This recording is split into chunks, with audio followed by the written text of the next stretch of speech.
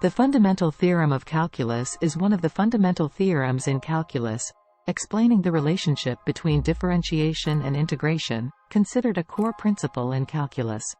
The theorem consists of two parts. First, fundamental theorem. This part describes the relationship between the definite integral of a function and its antiderivative, indefinite integral. If f(x) is continuous on the interval a, b, and f(x) is an antiderivative of f(x), then the following holds. Integral from a to b, f(x) dx equals f b minus f a. Second fundamental theorem. This part aids in calculating definite integrals using antiderivatives of functions. If f(x) is continuous on an interval containing a, then the following is true.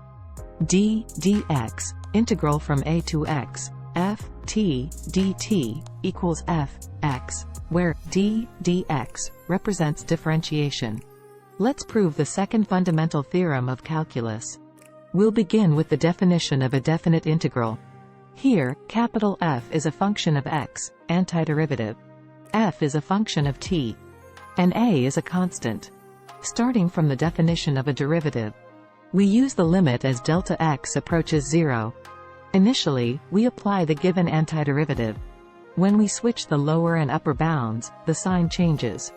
Combining the integrals, from x to a, and, from a to x plus delta x, we have the following expression.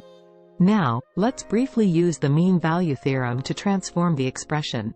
Since the integral interval is from x to x plus delta x, applying the mean value theorem yields the following. Now, let's finish the expression we obtained earlier. Substituting the expression derived from the mean value theorem. Placing 1 over delta x inside the bracket. All delta x terms cancel out, and as delta x approaches 0, the limit reduces to f c. This ultimately becomes f x. Because c exists between x and delta x inclusively, and as delta x approaches 0, c converges to x.